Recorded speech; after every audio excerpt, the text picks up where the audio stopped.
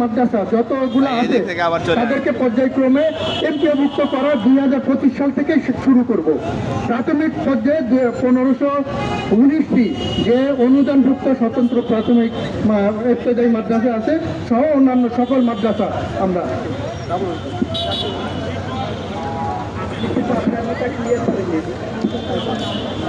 আমার নাম S M Masudul হক, আমি যুগ্ম সচিব কারিগরি মাদ্রাসা বিভাগ। আমি মাদ্রাসা বিভাগের দায়িত্বে আছি।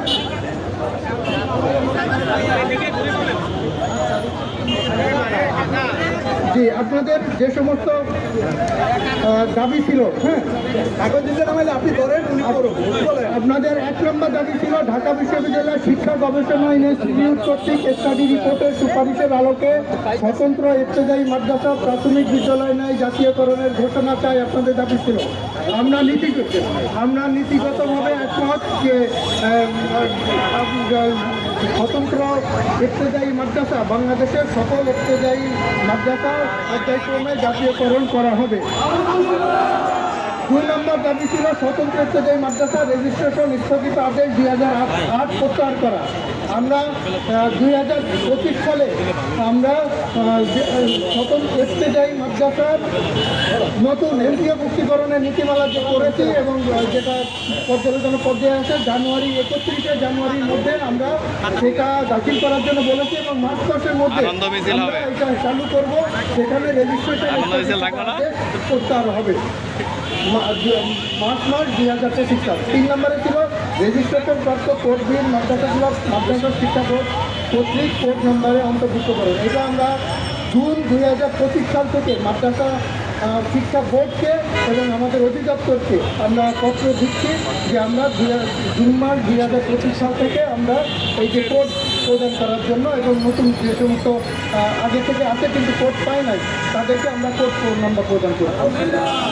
4 নম্বরে ছিল স্বতন্ত্র ইবতেদায়ী মাদ্রাসা আলাদা নীতিমালা পাঠদানের অনুমতি স্বীকৃতি বেতন ভাতা নীতিমালা 2025 অনুমোদন করে। আমরা অলরেডি এই নীতিমালা 2025 খসড়া প্রণয়ন করেছি। এই 31শে জানুয়ারি 2025-এর মধ্যে আমরা ফাইনাল খসড়া দাখিলের জন্য বলেছি এবং এই মার্চ মাসের 31শে মার্চ 2025-এর মধ্যে আমরা এটা অনুমোদন করে চালু করব। 5 নম্বরে ছিল আপনাদের প্রাথমিক বিদ্যালয়ের ন্যায় অফিস সহায়ক নিয়োগের ব্যবস্থা করা। আমরা আমাদের যেটা ঘোষণাপত্র সেখানে এর বাইরেও আরেকটা 2টা বিষয় করেছি। একটা হলো অফিস সহায়কের পদ সৃজন হবে আপনাদের জন্য, বলেন আলহামদুলিল্লাহ। আর এর অতিরিক্ত আপনাদের প্রাথমিক চালু হবে। আচ্ছা, এটা 6 নম্বরে বলছি প্রাথমিক বিদ্যালয় নাই স্বতন্ত্র। 6 নম্বর দাবি ছিল প্রাথমিক বিদ্যালয় নাই স্বতন্ত্র ইবতেদায়ী মাদ্রাসা প্রাথমিক শ্রেণী খোলার অনুমোদনের ব্যবস্থা করুন। আমরা অলরেডি এই যে স্বতন্ত্র ইবতেদায়ী মাদ্রাসায় প্রাথমিক শ্রেণী খোলার জন্য আমাদের এই যে নীতিমালা 2025 এতে অন্তর্ভুক্ত করার জন্য বলেছি। শুধু তাই না, প্রাথমিক শ্রেণীর জন্য একজন শিক্ষকেরও ব্যবস্থা করা হবে। সবাইকে ধন্যবাদ। আসসালামু আলাইকুম।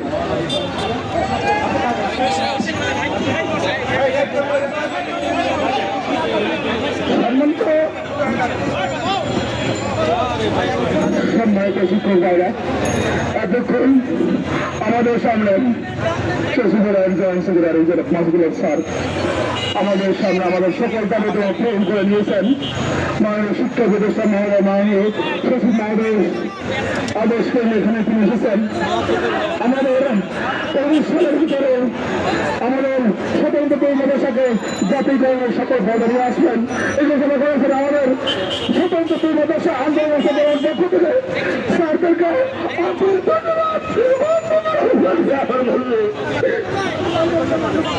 ধন্যবাদ। আমাদের মাদ্রাসা কারিগরি সচিব মহোদয় এবং সচিব শিক্ষা উপদেষ্টা মহোদয়, অন্তর্বর্তীকারী সরকারি উপদেষ্টা মহোদয়, সবাইকে ধন্যবাদ জানিয়ে তাদের পক্ষ থেকে শিকার বৈষম্য নিয়ে লক্ষ্যে তাদের পক্ষ থেকে যে পিডিপি করেছে এই পিডিপি সম্মানিত আমাদের বিভিন্ন সভাংশী মানুষের তাদেরকে ধন্যবাদ, সাংবাদিকদের ধন্যবাদ। তারপরেও প্রশাসন ভাইয়ের সবাইকে ধন্যবাদ জানিয়ে আমি আমার মূল বক্তব্য পেশ করতেছি। 2025 জুনের মধ্যে সর্বদা দাবি বাস্তবায়ন করার লক্ষ্যে দেশে সিদ্ধান্ত দিয়েছেন।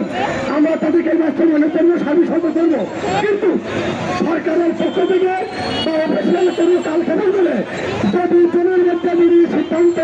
না হয়, জুলাই মাসের 1 তারিখ থেকে আমরা 19 তারিখ থেকে যে কর্মসূচি পালন করেছি, দেশের সকল সকল সূত্র নিয়ে আমরা কর্মসূচির কঠোর কর্মসূচি আমরা পালন করতে বাধ্য। আবার ইনশাআল্লাহ আশা করি 2025 জুনের মধ্যেই প্রধান নির্বাচন হবে, শিক্ষা নির্বাচন হবে, শিক্ষা হবে, নানা কারণে সচিব হবে, সংশ্লিষ্ট শিক্ষক দায়িত্বশীল যারা এবং আমাদের শিক্ষকগুলি সমন্বয় আমরা সমস্ত দাবি দেওয়া সম্পূর্ণ করবেন ইনশাআল্লাহ। এই জন্য দেশের সকল পুলিশ শিক্ষার্থীকে আমরা দাবি আদায় করে ডাকেছি, তাকে আমরা পুলিশের মাধ্যমে দল কেমন লাঠি থেকে আপনারা খেয়েছেন, এর জন্য আপনাদের পক্ষে আমি আমার পক্ষ থেকে আপনাদেরকে ধন্যবাদ চাই, আপনাকে ধন্যবাদ চাই। এবং সাংবাদিক ভাইরা আপনাদের সত্যতা পারবে না, বিগত সহযোগিতা হবেন আপনাদের প্রতি সকল শিক্ষকদের পক্ষ থেকে কৃতজ্ঞ, ধন্যবাদ, আপনাদের প্রতি দোয়া থাকলে এই বলে আমি আমার বক্তব্য শেষ করছি। সেটা হবে।